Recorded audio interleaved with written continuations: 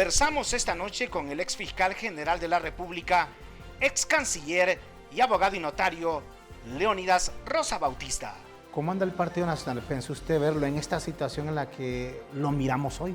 En el caso del Partido Nacional, la situación del presidente Juan Orlando Hernández, esa campaña despiadada contra sus actuaciones y esa liga sobre los temas de narcotráfico y corrupción, obviamente produjeron un shock. ¿Cuál posibilidad no existe? No existe la posibilidad de la constituyente porque lo único que hay blindado son esos 4 artículos que impedían, impedían porque ya se produjo la reelección, los 4 años, quiénes pueden ser, quiénes no pueden ser. A propósito de la reelección, entonces la reelección de Juan Orlando, ¿cómo fue? ¿Y cómo quedan los artículos pétreos ahí? Por eso quedan estrictamente violados, porque se fue a la reelección, el Consejo Nacional de Elecciones no dijo nada, mire, la Corte no ha dicho que se puede, ha dicho que es inaplicable la disposición, pero hay que reformar el texto constitucional. ¿Cómo mira la fiscalía de hoy? En vez de haber hecho un fiscal que era del consenso de todos, prácticamente fue impuesto. Acuérdese que fue nombrado por una comisión permanente que no, obviamente no tenía facultades. ¿La comisión permanente no tiene facultades para elegir? En ese caso no tenía facultades porque había un procedimiento establecido en leyes posteriores. Muchos sectores lo han culpado que ha sido el que ha apoyado la impunidad, por ejemplo, y le menciono solo casos, en la muerte de muchos abogados. Y dicen, no es que el Ministerio Público no investiga, no acusa. Entonces eso le lleva a que el talón de Aquiles del Ministerio Público ha sido la investigación. El Ministerio, y por eso le hacía la historia, el Ministerio Público nace con su policía de investigación criminal. Por razones políticas se creó ese Ministerio de Seguridad para tratar de pasar la investigación criminal al Ministerio y dejamos al Ministerio Público solo con la acusación criminal.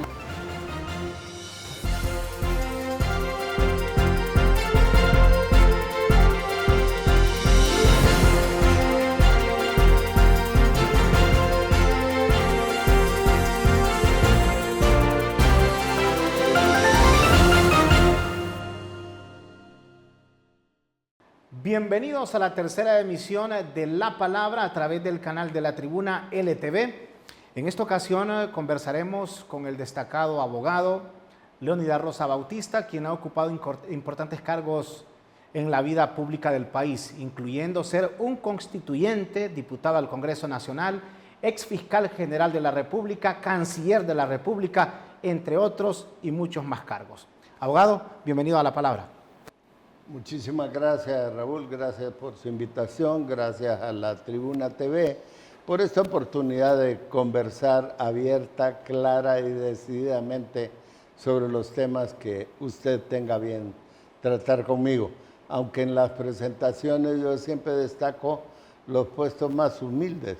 Secretario municipal de la Alcaldía de Gracia Lempira, profesor universitario, siempre fui profesor universitario, secretario de la Facultad de Derecho y presidente del Colegio de Abogados de Honduras. Con mucha humildad, ¿verdad? ¿Sigue siendo usted nacionalista? Sigo siendo y seguiré siendo mientras Dios nos dé la oportunidad de seguir en esta tierra. ¿Cómo anda el Partido Nacional? ¿Pensó usted verlo en esta situación en la que lo miramos hoy? Bueno, una vez que los partidos después, en el caso específico del Partido Nacional, después de la crisis 2009, 3 gobiernos continuos, el gobierno del presidente Lobo y los 2 del expresidente Juan Orlando Hernández, obviamente que eso produce consecuencias y situaciones. En el caso del Partido Nacional, la situación del presidente Juan Orlando Hernández, esa campaña despiadada contra sus actuaciones y esa liga sobre los temas de narcotráfico y corrupción, obviamente produjeron un shock dentro del Partido Nacional, un partido de más de 125 años de existencia. Sin embargo, existe siempre la oportunidad de revitalizar, de regenerar. Y solo disculpe, cuando usted dice shock, es como tipo un paro cardíaco en una persona cuando ocurre este tipo de hechos, de la magnitud que ocurrió. Diría, el shock se produce porque es algo para lo cual no estás preparado, para lo cual no estás como listo para lo que sigue. Entonces tienes que reacondicionarte, tienes que retomar el proceso partidario, reconstruir, reformar, retomar, etcétera. Y entonces siento que el partido, y además siendo un partido que académicamente llamamos centro derecha, un partido de línea de justicia, pero un poco más sin esos requiebros hacia la izquierda, diría que pierden la jefatura.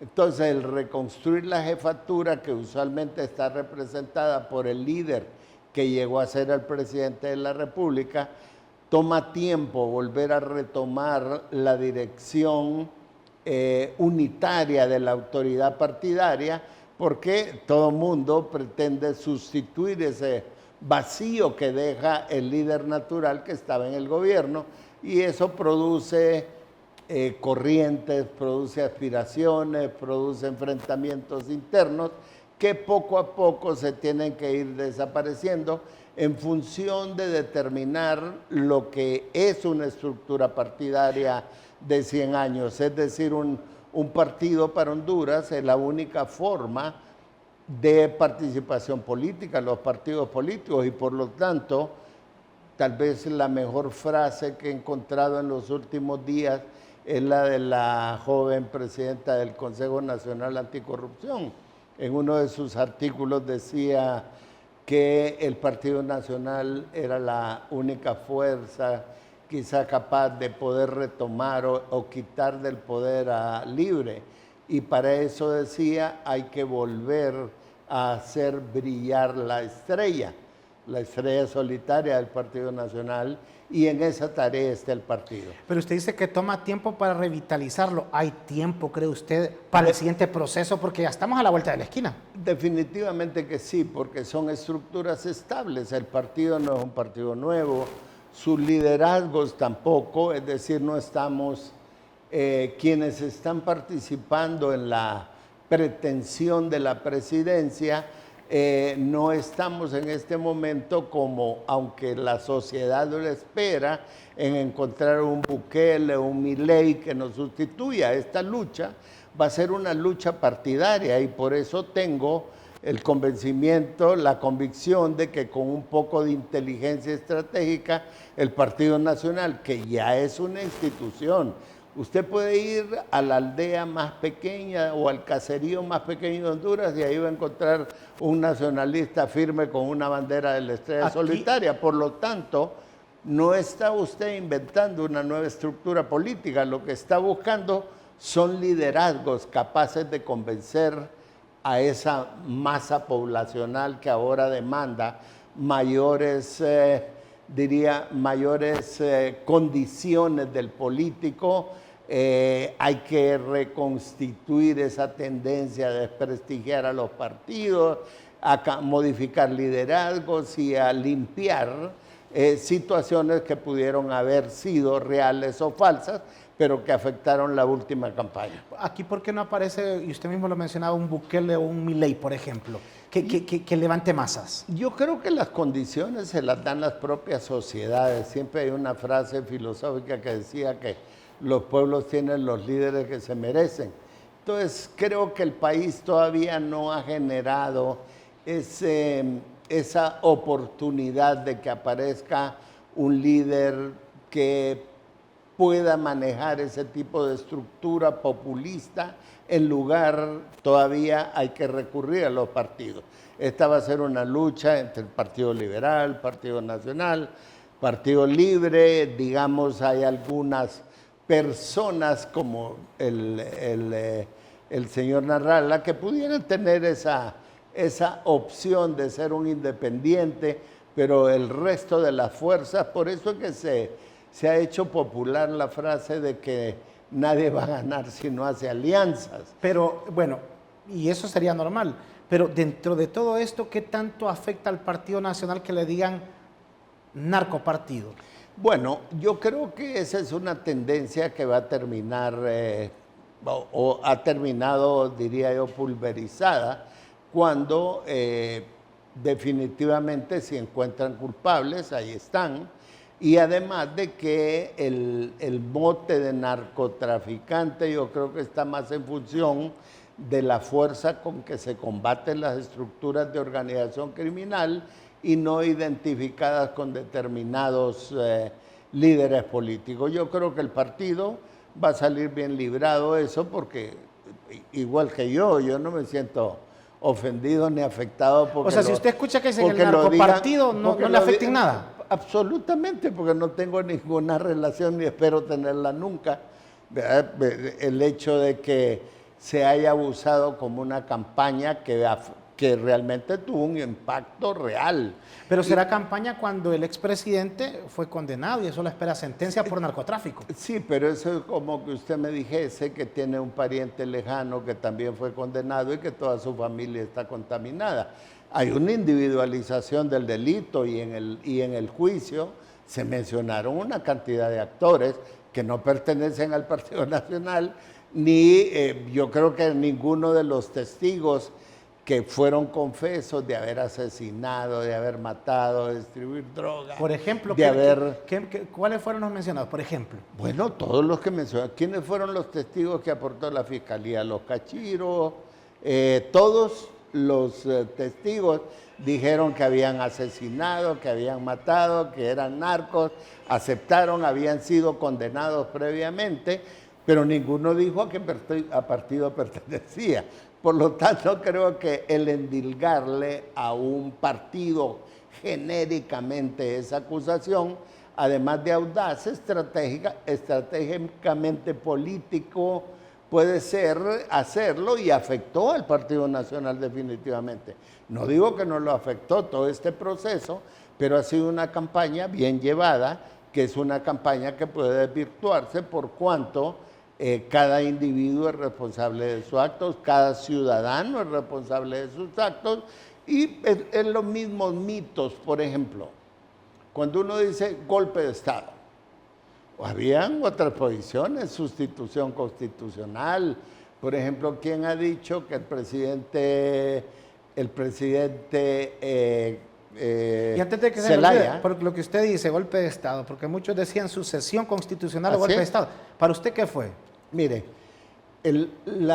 yo estuve en la reunión en que el señor Steiner hizo el vicepresidente de Guatemala, la Comisión de la Verdad. La Comisión de la Verdad, hizo la presentación y dijo, entre otras palabras, lo siguiente.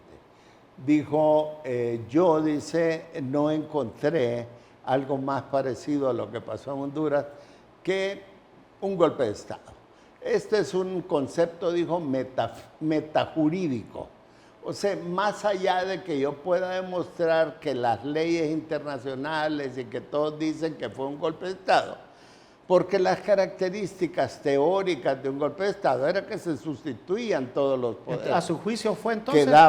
Quedaba el Congreso vivo, el Congreso votó. Y la Corte igual. La Corte quedó, ministros del gabinete quedaron. Entonces, ¿a su juicio qué fue?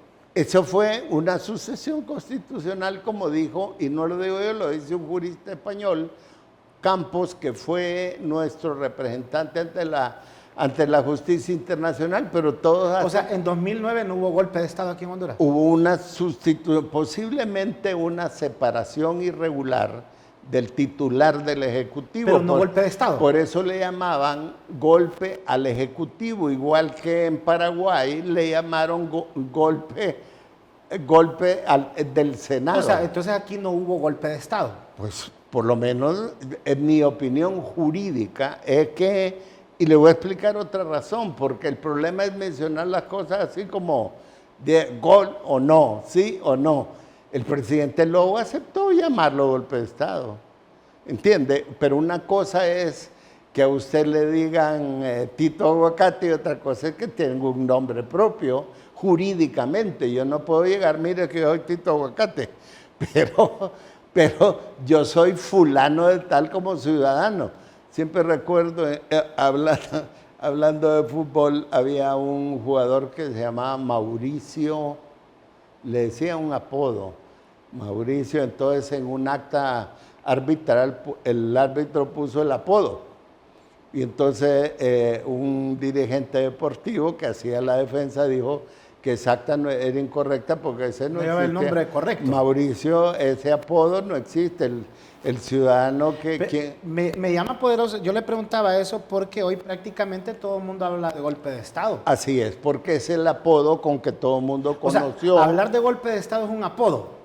Conoció los hechos que ocurrieron. Fíjese que pasó lo siguiente. Y yo he oído a varios, por ejemplo, al general Isaías Barahona diciendo aquí no hubo un golpe de Estado, aquí los poderes constituidos quedaron vigentes. Es más, el presidente Zelaya firmó el Acuerdo de San José, donde decía que el Congreso iba a decidir si lo restituían o no. El Congreso votó y por mayoría decidió no restituirlo. Lo que ocurre es que por eso estas entrevistas en que hay una mayor amplitud, en que la interrupción y el anuncio y la búsqueda de la noticia explosiva, la búsqueda de la noticia que haga impacto, no deja a veces explicar claramente los conceptos, ¿verdad? Entonces, en este caso, si no se produjo esto, si no se produjo esto, uno puede decir jurídicamente, de acuerdo al derecho internacional, aquí hubo una sustitución presidencial, podríamos decir que irregular, ¿verdad? Pero se siguieron normas procesales y procedimientos. El problema es que todo el mundo aceptó porque todo el mundo dice, pero es que el de la OEA dijo que era golpe de Estado. Bueno, ese fue el apodo que se aceptó. Pero Honduras quedó aislada y muchos países decían que era golpe de Estado. Así es, así es. Ese fue el apodo con que fue conocido. Y es más, la mayoría de ellos decían golpe al Ejecutivo, no decían de Estado. Hablaron de un golpe de Estado, entonces reiteramos, fue un apodo, nada más. Para mí, jurídicamente, no es sustentable la tesis de que fue de acuerdo a la sistemática jurídica un golpe de Estado, porque un golpe de Estado, que aquí los tuvimos en abundancia, cuando daban los militares, quitaban la corte, cerraban el Congreso, asumían el poder ellos. Aquí el poder quedó igual. Y la sustitución constitucional es porque después de los designados, recuerden que en aquel momento había un vicepresidente que era don Elvin, dijo que no, después iba corriendo al presidente del Congreso y después del presidente del Congreso podía ser incluso el presidente de la Corte o el ministro de Gobernación como jefe del Consejo de Ministros. O sea, había toda una posibilidad de sucesión. Lo que ocurre es que mediáticamente se venden conceptos que se... Entonces, igual que me pregunta del golpe de Estado y lo uso como un ejemplo máximo, es lo que ocurre con que somos narcotraficantes los nacionalistas o que es un partido narcotraficante. No se puede generalizar de esa manera. No hay narcotraficantes ya en el Partido Nacional. Es posible que hayan individuos que se consideran nacionalistas que estén involucrados en eso, pero para eso es la ley, para eso es la investigación criminal, para determinar si efectivamente un ciudadano ocurre en las mejores familias que alguien resulte delincuente. Eso no lo podemos evitar, pero y que en el partido igual pueden ser liberales, igual pueden ser de otra, incluso en esta lucha de los crímenes organizados te encuentras que acusan a pastores evangélicos, etcétera, alrededor del mundo, porque ese es un negocio tan lucrativo que es posible de permear la sociedad. O sea que podrá ser cierta para irnos a la pausa, y usted me contesta, esa versión de que todos los partidos están infiltrados por el narcotráfico. No, Yo no llegaría a ese extremo. Estoy diciendo que yo no hablaría de los partidos, yo diría que la sociedad, las sociedades del mundo, en España ocurre, en Grecia ocurre, en todos los países del mundo ocurre el combate al narcotráfico y al crimen organizado y al lavado de activos. Lo que hay es ciudadanos, seres humanos que se involucran en esto y es muy probable que esos seres humanos dedicados a ese delito se infiltran en los partidos. Eso sí es posible. Y hoy puede que esté pasando. Pero no es al revés, o sea que los partidos... pero hoy puede ser que estos ciudadanos hayan infiltrado todos los partidos. Depende a qué le llame infiltrar. Mire, mi teoría es, sí, esto es una experiencia personal, recuerde que entonces sí puedo hacer acopio de las condiciones que me ha permitido la vida tener. Es muy probable que en algunos lados ellos se estimulen, te voy a ayudar en la campaña. Y entonces lo que usted hace, y que es lo que se ha podido probar, que hay gente que ha recibido dinero de personas que han sido condenadas por narcotráfico.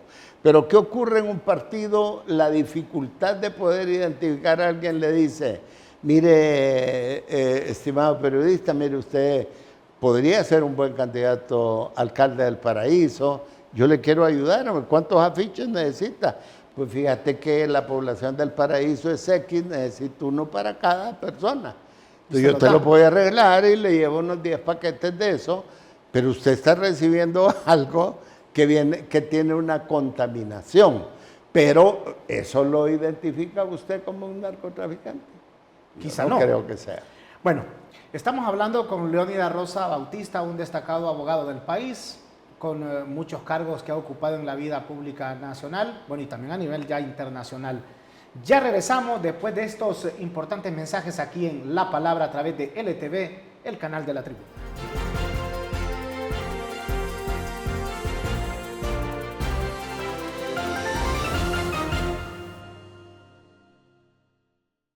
Gracias por seguir con nosotros en este tercer programa de La Palabra a través de LTV, el canal de la Tribuna. Seguimos dialogando con el abogado Leónidas Rosa Bautista. Usted fue constituyente y ahora se habla de muchos sectores proponen una Asamblea Nacional Constituyente. ¿Se necesita o no?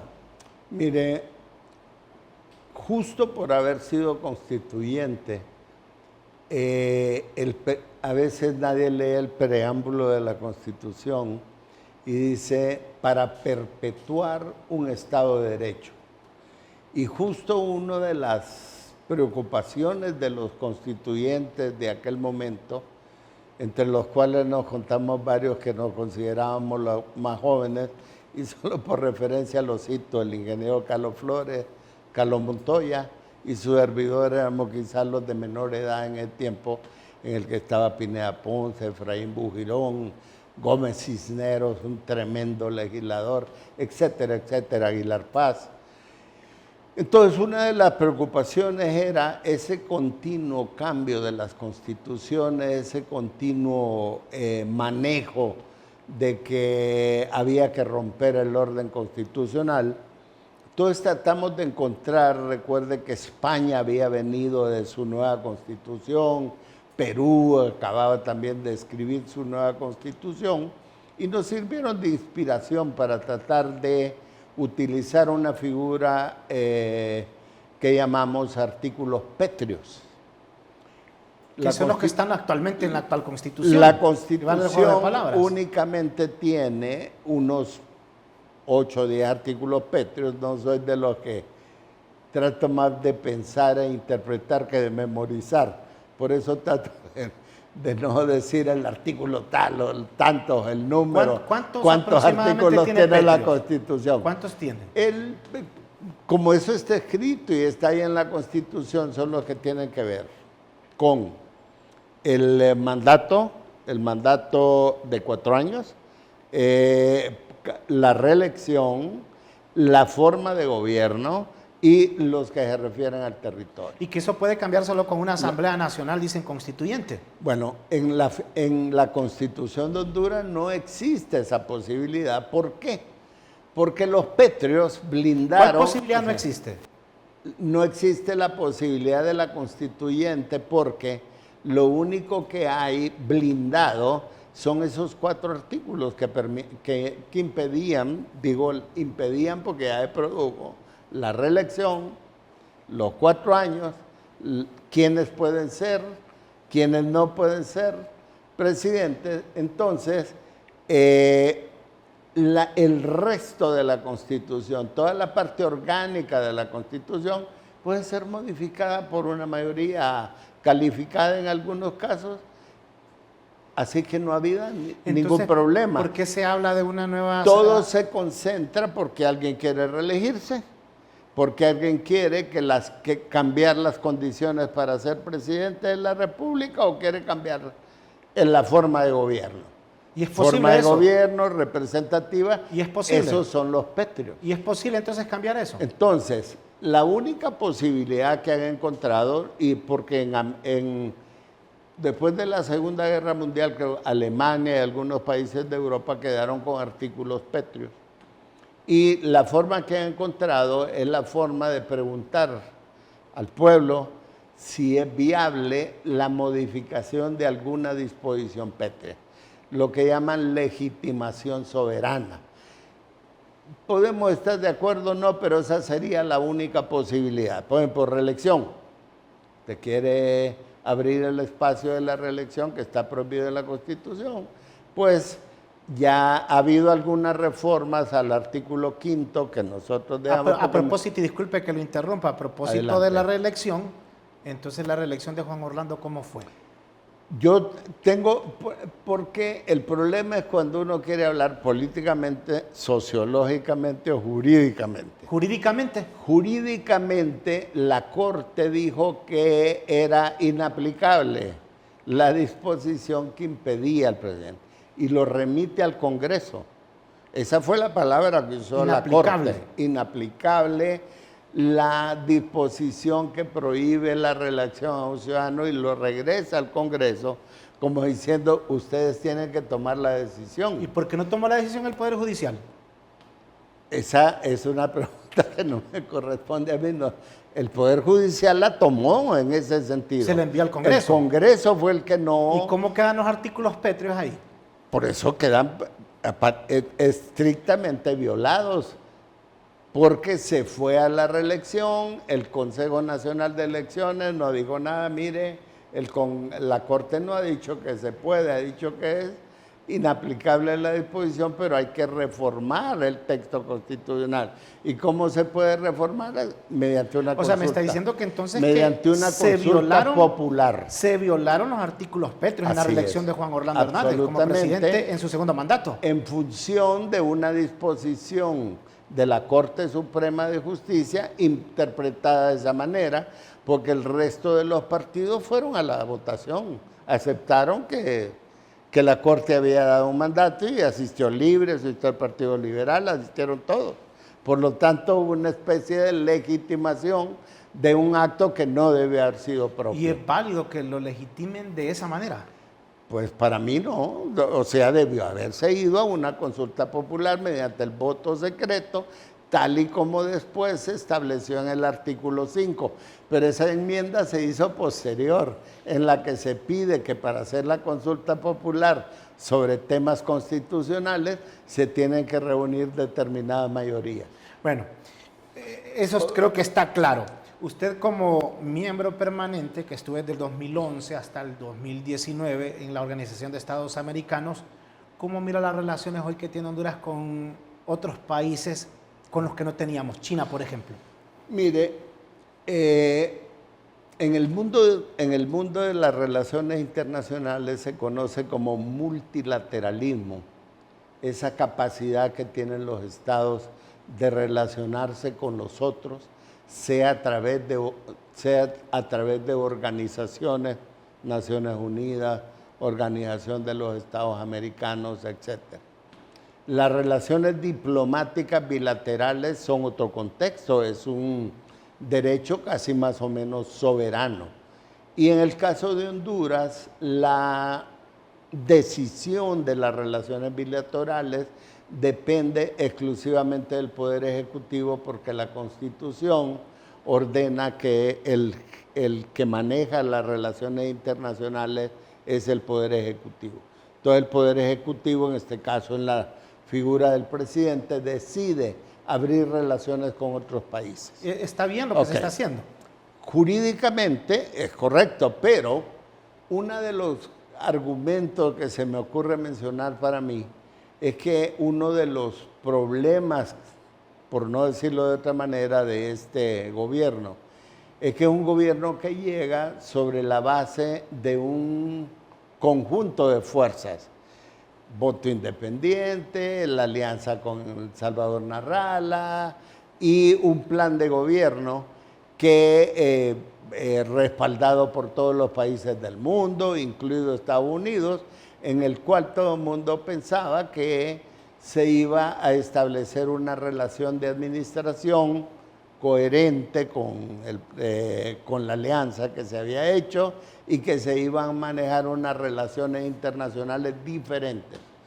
Porque la relación comercial con China siempre la hemos tenido, la vamos a seguir teniendo. Nosotros, incluso Estados Unidos y el mundo, son los grandes compradores de los productos chinos. Usted agarra un vaso de plástico de este, mira dónde fue hecho, fue de China, se mira el saco, todos los platos, las cucharas, todo hecho en China. Entonces el comercio siempre estuvo abierto. Lo único que cambia son las relaciones hegemónicas de poder. ¿Por quién vota Honduras cuando hay un enfrentamiento en las Naciones Unidas, en el otro lado, en el que hay una disputa entre China y países de otro? Y usted vota por China porque ese es su nuevo socio político internacional. Ahora bien, la consideración es, ¿me conviene como país eso o no me convino como país? ¿Le conviene a Honduras o no apoyar a China? Entonces, el problema es si su socio comercial, si usted tiene 1 millón, usted puede argumentar que tiene más de 1 millón de hondureños en Estados Unidos que mandan las remesas, que es su mercado más cercano, que el mismo Estados Unidos le viene y le ofrece lo que llaman nearshoring, que es trasladar las empresas de las costas más lejanas de Asia y poner las empresas en Honduras y le dice, mira, yo te voy a ayudar para que las empresas que ahora están en China se vengan a Honduras y haya más empleo, a cambio de mantener una relación política con un país que me parece más afín a la ideología de mi gobierno. Yo creo que eso no ha resultado favorable para Honduras. Rompimos con Taiwán, tenemos problemas económicos por la exportación, tenemos problemas de financiamiento, la ayuda que se suponía para el Triángulo Norte se centró en El Salvador y en Guatemala y nosotros hemos resultado, me parece, perdedores económicos hemos en perdido, esta entonces, relación. O sea, acercarse a China económicamente ¿no perjudica? Diría que no ha resultado en lo que se vendió como una idea. Todavía se sigue hablando de que en el futuro eso va a ser mejor, pero yo veo ahora, por ejemplo, el gobierno tratando más bien con este megaproyecto del ferrocarril interoceánico. Buscando más bien a los socios occidentales, Japón, España, Estados Unidos, Arabia, y alejándose un poco de China. Uno no entiende si es porque no les ha resultado tan bien como puede ser el ejemplo de Costa Rica, que al final no ha obtenido los beneficios que esperaba, o Perú, otras naciones de América o en África, donde China ha embargado los puertos y los está administrando porque no le pagaron los préstamos que teníamos. O sea, la idea no es que China esté regalando, donando cosas, la idea es que te puede apoyar porque diplomáticamente lo apoyes en el mundo, pero no es que te está regalando dinero. El año pasado una comisión del Congreso fue a Rusia y dijo que iban a buscar petróleo más barato. ¿Cómo mira ese acercamiento a Rusia? Exactamente lo mismo. Yo creo que yo me considero una persona demócrata, tengo una trayectoria desde la universidad, nunca tuve las ofertas para afiliarme a todos los frentes que se llamaban de izquierda, siempre pensé en que las libertades públicas, libertad de prensa, libertad de expresión, libertad de locomoción, libertad de expresión sobre todo, son bienes y valores que se dan en las democracias, por lo tanto no he creído en esto, en este tipo de régimen. Pero tampoco nos podemos cerrar porque el valor universal debe ser justicia, justicia para todos. Y yo siento que el mundo a partir de los 90 perdió su oportunidad cuando fracasaron los sistemas de socialismo real, que se cayó la Rusia, la Unión de Repúblicas Socialistas Soviéticas, que colapsaron en Centro Europa todos los gobiernos de izquierda, que cayó el muro de Berlín, que ahora Alemania es otra historia desde el punto de vista ideológico y pragmático. Entonces creímos que habíamos aprendido la lección de que lo que debíamos hacer en estos países del tercer mundo o en vías de desarrollo, para decir más eufemísticamente que no estamos tan mal, que lo que deberíamos haber hecho era aprovechar ese momento para unirnos y estructurar lo mejor de todos los sistemas, porque ya los sistemas puros ya no existen. La misma China es un sistema económico capitalista con un régimen de dominación dictatorial. Y hablando del Congreso Nacional, ¿ha mejorado el Congreso paulatinamente o usted siente que se estancó o retrocedió a lo que usted vivió como diputado a lo que estamos viviendo hoy? No, yo siento que el Congreso tiene una profunda división que le impide hacer las cosas democráticamente. Creo que estamos en una especie de autoritarismo interno en el que se imponen las reglas de quién es el presidente, quién es la junta directiva, y se pierde el sentido de consenso nacional. Siento que los congresos anteriores había mucho más diálogo, mucho más consenso. Creo que aquí ha privado mucho el autoritarismo en base ¿Autoritarismo de quién? Autoritarismo del partido de gobierno, por supuesto, en función de querer manejar la idea de que tiene en su ideología un mejor futuro para el país. Pero quien lo preside es Luis Redondo y él es del Partido Salvador de Honduras. Bueno, eso Salvador lo niega. Yo por lo menos le he preguntado y públicamente ha dicho que ya no es miembro. ¿Qué es un concepto de libertad? Salvador Narrala niega a Luis Redondo ahora. Es un concepto de libertad, pues si cada quien puede cambiar. Yo puedo ser ahora en un partido y trasladarme a otro. El problema es que era pecado antes porque se llamaba lealtad y respeto a las instituciones. Pero ahora usted puede, además lo que está demostrando es que sigue a pie juntillas las directrices de del partido de gobierno. Y eso no es... O sea, usted me está diciendo que Luis Redondo no tiene autoridad propia, sino que solo sigue lineamiento. Claro, tiene la propia autoridad de decidir lo que él quiere hacer, pero lo único que hace es compartir, póngalo de esa manera, comparte con las decisiones del gobierno, punto. No tiene una decisión de oposición, tiene una decisión del otro que es su derecho y su libertad. O sea, él solo sigue lineamientos. No. Puede ser que él sea el ideólogo. Yo no le diría que no. Puede ser que él sea el que sigue y el gobierno lo siga. Lo que le quiero decir es que no es oposición la que instauró una alianza. Porque ya entiendo que Narrala lo niega como parte de su partido. Está arrepentido de haberlo promovido, bueno, es lo que ha dicho él. Claro. ¿Y usted considera que eso es traición? Fíjese que el concepto de libertad para mí es absoluto. Él tiene libertad de decidir qué es lo que... ¿Cuál es su destino y su camino? El problema es que el uso de la libertad tiene consecuencias. Entonces, no sé cuáles van a ser las consecuencias. El pueblo lo va a aclamar como un prócer o el pueblo lo va a condenar como alguien que no cumplió con sus promesas. El trabajo del Ministerio Público, ¿cómo lo mira? Porque usted fue fiscal general de la República. Me va a contestar después de estos breves mensajes aquí en La Palabra, en el canal de La Tribuna LTV. Ya volvemos.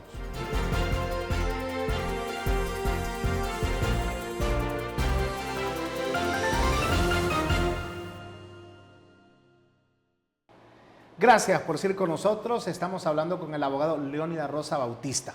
Le preguntaba por el Ministerio Público, porque algunos dicen que solo está, bueno, que comenzó a perseguir la oposición. Ya me va a contestar. A su espalda está un cuadro muy bonito. Me gustaría que me contara así en 30 segundos sobre esta decoración que tenemos hoy aquí en La Palabra, porque aquí estamos en su oficina. Soy orgullosamente el padre de un artista hondureño que se llama Federico Rosa Suazo. Y esa es parte de su nueva colección de obras pictóricas. Él se dedica a eso, aparte de que es un gran intelectual. La dinámica de La Palabra es ir y buscar al personaje. Hoy llegamos y cómo nos sirvieron estos cuadros para armar nuestro propio set. No, y yo muy agradecido, además orgulloso de poderle hacer un poco de promoción al arte pictórico. Y me dice que él ha hecho exposiciones nacionales e internacionales. Absolutamente, en Bélgica, en Cuba, en Estados Unidos y en Honduras también. En el Museo para la Identidad Nacional ha tenido un par de exposiciones, aparte de que este local donde él tiene ubicados estos cuadros, en un momento se llamó Espacio X, porque él tenía la idea de abrir este espacio para jóvenes pintores hondureños que quisieran compartir con él un espacio Si alguien cultural. que está viendo La Palabra en este instante, le gusta ese cuadro, o sea, lo puede vender y no hay ningún problema. Absolutamente, espero que se pueda. Que le Yo me permita sentiría muy contento. que le permita a Federico Antonio. A Federico Antonio Rosa Suazo. Ajá, cuénteme entonces, el trabajo de la Fiscalía, y le preguntaba eso porque algunos, bueno, cada quien tiene su opinión, dicen, solo persigue la oposición. ¿Qué piensa usted? Fíjese que, bueno, puedo hablar de mi caso, ¿verdad? De mi época y de mis funciones durante 4 años. Recuerde que yo llegué para sustituir a don Ovidio Navarro, que había renunciado. Interesante contestarle anecdóticamente que fue una decisión política, porque en función, igual es en Estados Unidos para elegir un magistrado, el Senado, el Congreso se reúnen, hay discusiones. En este caso, los líderes políticos en ese momento, que era presidente Maduro, pero el candidato del partido iba a ser don Porfirio Lobo, el candidato del Partido Liberal, don Manuel Zelaya, el expresidente Flores, que siempre ha sido un personaje en la vida política y pública del país, con las mejores intenciones del mundo, mi estimado amigo y compadre don Carlos Flores, y el ingeniero Arturo Corrales, que también ha sido alguien que ha participado activamente en las grandes decisiones políticas del país. Estando yo de canciller, me convocaron porque habían tomado la decisión de que el candidato que aceptaban todas las fuerzas era yo. Así que llegué a la Fiscalía con ese concepto, lo cual sentí que me daba una gran independencia, porque podíamos perseguir el delito de una manera abierta. Sin embargo, en política, como dice, hubo un cambio radical al final casi de mi mandato como fiscal, que provocó una crisis, porque hubo un grupo de ciudadanos, abogados, fiscales, Harry Dixon Herrera, Víctor Fernández y otros que se llamaron los 4 fiscales, que me causó mucha sorpresa que se pintaron en el estadio para la toma de posesión de la presidenta. Hicieron una huelga reclamando que yo había no perseguido. Jamás se habló de persecución, jamás se habló de corrupción. Simplemente ellos pensaban que habían algunos aspectos que yo no perseguía y que yo tenía algunos espacios, la verdad. ¿Usted no se dedicó a perseguir a nadie? A los delincuentes nada más, sí, fueron presos. ¿Los persiguió? Fueron presos diputados, me acuerdo, ¿Por ejemplo? ministros. Había un diputado Ávila del Partido Nacional que estuvo ¿Ávila preso. Panchamé? Sí. en mi tiempo también del Progreso. un exministro de salud también estuvo. Lo otro, pero yo creo que en Honduras el atender la... ¿O es una olla de presión Mire, ese cargo? ¿Hay mucha presión ahí? No, es un cargo difícil, absolutamente difícil. De todas las funciones que he desempeñado, el mayor Difícil grado... porque ¿de dónde se siente más presión? El grado de dificultad, porque es una cuestión de personalidad. Mi concepto es, yo prefiero ser defensor que acusador.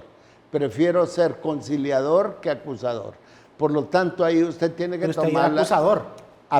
Puro, es un acusador puro. Y usted es más aunque no defensor. parte.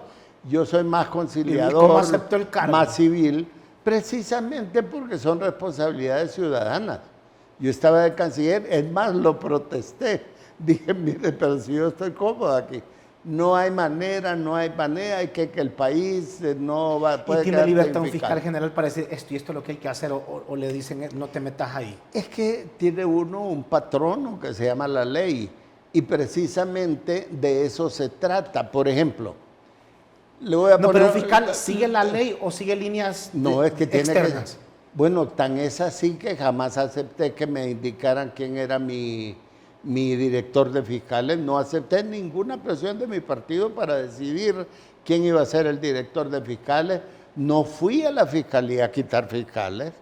Más bien traté de estimularlos y rodearme de los fiscales que entre sí se consideraron los mejores. Siguen siendo mis amigos. Siguen siendo en la distancia mis amigos personales, no para pedirles un favor, sino simplemente porque agradecen que fui imparcial, que fui honesto y que hice lo que debía hacer como un verdadero fiscal, jurídicamente hablando. ¿Y hoy cómo no mira, políticamente cómo la fiscalía de hoy? Pues fíjese que no he tenido la oportunidad de ver casos específicos. Mi área fundamentalmente civil y en conciliación y arbitraje. No me dedico a la parte penal, pero sin embargo escucho las quejas de la gente porque el origen también es importante. En vez de haber hecho un fiscal que era del consenso de todos, prácticamente fue impuesto. Acuérdese que fue nombrado por una comisión permanente que no, obviamente no tenía facultades para hacerlo. Permítame, ¿la comisión permanente no tiene facultades para elegir? En ese caso no tenía facultades porque había un procedimiento establecido en leyes posteriores. Hablando del fiscal general. Hablando del fiscal general y luego no sé si hicieron otros nombramientos en la misma forma, pero me parece que procedimentalmente. Ahora, en cuanto a las acciones específicas de acusaciones y todo eso, no tengo ninguna evidencia para hablar ni en bien ni en mal, ni para opinar sobre las actuaciones del fiscal. Ahora, ¿qué le faltaría para que haya más acusación? Porque algunos dicen, usted fue fiscal, y otros dicen, pero se mira un tanto dormido el Ministerio Público. Bueno, y eso no ha sido desde ahora, siempre han dicho lo mismo. El Ministerio Público siempre ha tenido... Recuerde que mi presupuesto era 3 veces menor del que hay ahora. Increíblemente menor. El talón de Aquiles, el Ministerio Público nació bien. Yo siempre he dicho, porque el fiscal Edmundo Orellana, que fue el primer fiscal, hizo un buen trabajo. Contrató el personal del Ministerio Público originario. Nació bien, dice usted. ¿Y qué pasó en el camino? Hizo el trabajo de escoger mediante un procedimiento de selección que contrató una empresa para que escogiera entre los abogados jóvenes de Honduras quienes podían ser fiscales, y me parece que el Ministerio Público empezó con la mejor calidad de abogados penales, al grado de que la mayoría de ex fiscales que ahora ejercen la profesión liberalmente, que ya no son fiscales, son los acusadores y defensores más exitosos. O sea que hubo una buena escuela. El problema viene cuando se empieza a ver la contaminación política. O sea, se empezó a hablar, se recuerda del caso del presidente Callejas en aquel momento. Hubo una contaminación política. Usted me está diciendo que los políticos han contaminado el Ministerio Público. La sociedad hondureña se ha prestado para eso, porque todos somos responsables cuando votamos, cuando no votamos. Eso de que quién es el político, quién no es político. Yo siempre, cuando me tratan de llevar a ese terreno, siempre digo lo siguiente, que es de un ciudadano liberal, y un grupo de estudiantes le preguntaba siempre, le decía, ¿y ustedes de qué partido son? Le pregunta a un grupo de estudiantes universitarios. Nosotros somos apolíticos. Entonces les contestaba, ajá, ¿y han leído a Aristóteles, que decía que el hombre es un animal político gregario? Sí, decían. Ah, claro que sí, no lo sabemos de memoria. ¿Y qué pasa si le quitamos lo político al hombre? ¿En qué queda? Así que todos somos políticos, esa es la verdad. El político, esta es una política partidaria de intereses. Es cuando el hombre pierde la ruta del servicio público y se convierte en una especie de delincuente del Estado para su beneficio personal, para el beneficio de su familia. Eso es la distorsión de la verdadera política, que es servicio público. Servicio público, eso es lo que tenemos y lo hemos tratado de hacer. Mire, le voy a poner ejemplos para aprovechar el espacio, porque yo soy hijo de maestra y cuando uno dice un espacio público como este, en que uno va a decir, cuando nos vende una idea correcta, mire, siempre tratamos desde hace 45 años de impulsar que el servicio público debería ser una carrera noble y digna. Necesitábamos una ley de servicio civil en el cual el funcionario que entre en la función pública haga carrera, que no expuesto a que un colectivo o alguien lo saque a patadas de su puesto porque le cuesta, tiene una carrera, una dignidad, va a llegar a una jubilación y por lo tanto se va a convertir en servidor público. Cuando comete un error va a ser despedido. Pero acá lo consideramos todavía salvajemente como un botín. Yo le decía eso del Ministerio Público porque muchos sectores lo han culpado que ha sido el que ha apoyado la impunidad, por ejemplo, y le menciono solo casos, en la muerte de muchos abogados. Y dicen, no es que el Ministerio Público no investiga, no acusa. Bueno, entonces eso le lleva a que el talón de Aquiles del Ministerio Público ha sido la investigación. El Ministerio, y por eso le hacía la historia, el Ministerio Público nace con su policía de investigación criminal. Por razones políticas se creó ese Ministerio de Seguridad para tratar de pasar la investigación criminal al ministerio y dejamos al Ministerio Público solo con la acusación criminal. Está desarmado entonces el Ministerio Público. Y la investigación depende de otro cuerpo que no está bajo su autoridad absoluta. Sí hay investigación y los fiscales hacen lo que pueden, pero el fiscal es un abogado, igual que yo. Si usted me dice, Pedro me debe, pero no me trae el documento donde está escrita la deuda, yo como abogado no me puedo inventar. O sea que usted me dice que el Ministerio Público prácticamente puede investigar, pero trabaja desarmado, o sea, con las uñas. ¿Por qué depende? Al menos en ese punto. Porque la investigación depende de un ente que no está estructuralmente bajo su propia autoridad. Entonces, puede ser que sea bueno, puede separarlo porque también pueden haber contaminaciones, pero lo que ha fallado en el país es la investigación criminal. Y el otro tema es que la sociedad ha entendido que los malos aquí son los políticos, la gente de cuello blanco. Si usted va al ministerio y se da cuenta que los delitos más comunes son los delitos comunes: robo, homicidio, violencia doméstica, etcétera, los casos de delincuencia. El grueso de casos. La delincuencia. Y los casos de los... el más caro de investigar y ese lo podíamos corregir de otra manera. ¿Y en qué se basan los casos de los delitos que cometen los delincuentes de cuello blanco? La mayoría que están ahí en el Ministerio Público. Corrupción. Robo. O sea, utilizar coimas por licitaciones, coimas por emplear gente en el magisterio, coimas por trámites, cobrar porque le paguen lo que usted se ganó lícitamente, cobrarles comisiones a los constructores. Por sustraer dinero del Estado. Todo.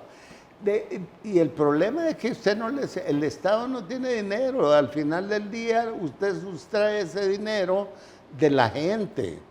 Si usted es el que paga impuestos, el Estado no produce un 5. Esa es una fantasía de que el Estado produce dinero. El dinero del Estado proviene de los impuestos que nosotros le pagamos.